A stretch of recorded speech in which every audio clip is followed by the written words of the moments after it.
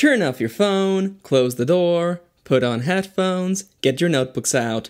We are going to write.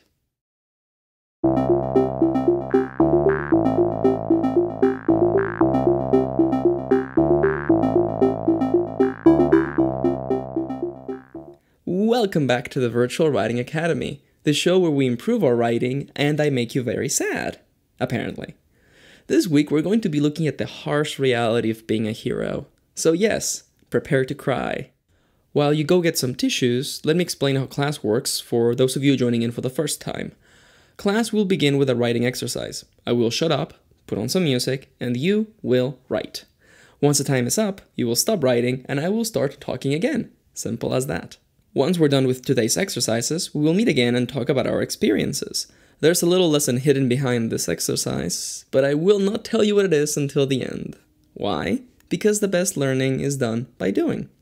So, go grab your notebook or open up your writing software of choice. You can minimize the video if you want. I will tell you when to bring it back up.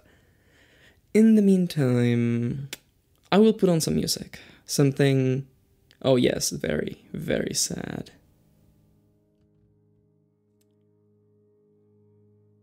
Are you ready? Before we begin, I want to remind you all that if you want to use your own characters for this exercise, that's okay. Today's lesson is a perfect time to bring out your so-called hero and pit them against their greatest foe, themselves. Again, you have my permission to use your characters and setting for this exercise. Whatever you need to get writing is fine by me. Now, let's take it from the top. Perils of being a hero. You will have 10 minutes to write in first person from the perspective of a character who once saved the world. They were called a hero, and people chanted their name. The catch? It's been decades since the time they saved the world. Double catch? A new threat appears, and this character is asked to once again save the world. Again, you will have 10 minutes to write from the point of view of someone who saved the world, and now, many years later, are being asked to once again put themselves in danger. Except, does this character hesitate at all to make a choice? How has time treated them? How does this character look back on those days when they sacrificed everything? Love, health, friends, all in the name of peace. How much can a person give before they break, before they have nothing else to give? Heroes are expected to be selfless, to throw away their lives for the benefit of the masses. But what would happen if this character was selfish? What would happen if this character didn't want to risk everything? If this character finally decided that they had done enough for the world? And that the fate of a whole planet can't just be tossed onto one person? What does it mean to be a hero? Only you can answer this question, dear writer. Remember, the only wrong way to tell this story is to not write at all. 10 minutes on the clock. Get set. Oh, just in case you don't know how to start this story, let me give you the first line. This story begins like this. I can't be doing this again. Now go, brave writer. Only you can tell this story.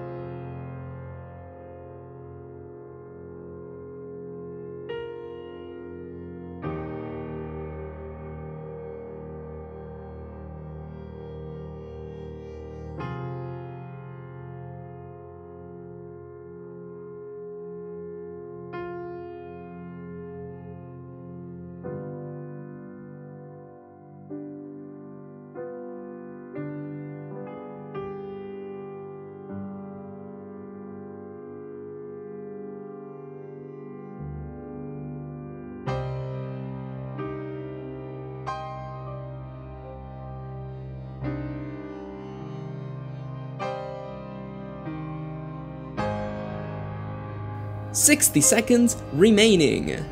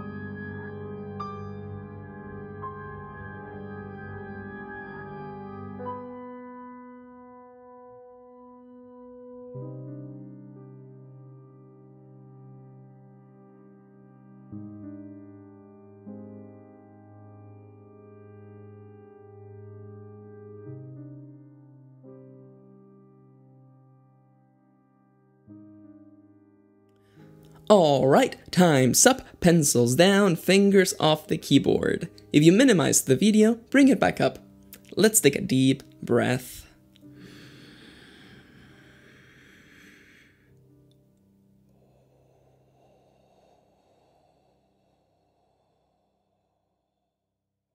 Before we begin, I want to clarify that the purpose of this conversation is to talk about the concept of heroism in writing, particularly fiction. I mean no offense to the people who risk their lives every day.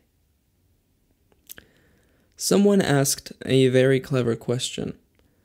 In the past, I've said that I don't believe in villains because they are not people, but caricatures. If you want to learn more about my feelings on that subject, you can watch this video. Now, someone sent me a message asking me that since I didn't believe in villains, did I then believe in heroes? Technically speaking, they are very similar concepts, and while I think that you should never write a villain, someone who is evil, whatever that word even means, I think there are situations where writing a hero can make for a very compelling story. But what is a hero? A hero is a very sad, sad, sad thing. A hero is someone who puts the welfare of others before theirs, to the extreme of sacrificing everything in order to help the greater good. The thing is, being a hero is an ideal, not a binary state. To truly become a hero means to let go of everything and everyone around you, to self-sacrifice until the day you die, or the day you abolish all evil in the universe. Do you see where I'm going? Being a hero is a sad, sad, sad thing. Because the job of a hero is to attempt to eradicate something that is an inherent part of nature, selfishness. Are you ready to cry? The worst part is that to be a hero is to attempt to create a world where you are not needed. This is the real tragedy, because even if you were able to achieve this crazy goal of eradicating evil, you would still be left with nothing to do, and by then, how much have you sacrificed? Being a hero is a sad, sad, sad thing. What happens when a hero saves the world, but a new threat comes up? Heroes never retire. And it doesn't matter what happened in the past, because if the time for need comes up again and they don't provide their aid, then what are they if not a traitor to the world, right? Doomed to sacrifice everything if they choose. Doomed to lose everything if they don't choose. Doomed to repeat the cycle if they choose. Doomed to never achieve their goals. Villains don't exist. But heroes sometimes do, and they never have happy endings. This is the saddest part. You wrote about a hero being called again to save the world. How did they feel about it? Did they take on this opportunity with glee or despair? Now, what do you think this character would do if, a decade later, they were asked once again to step up and save the world? What if it happened again and again and again. How much can a person give before they have nothing? Being a hero is not a state, but an ideal. I want you to keep that in mind next time you go about branding your characters as heroes. In my own personal experience, I have come to the realization that my characters are people. And there's always a breaking point. There's always a moment when a character can choose to be selfish or selfless. And as with anything dealing in morality, there's no wrong and no right answer.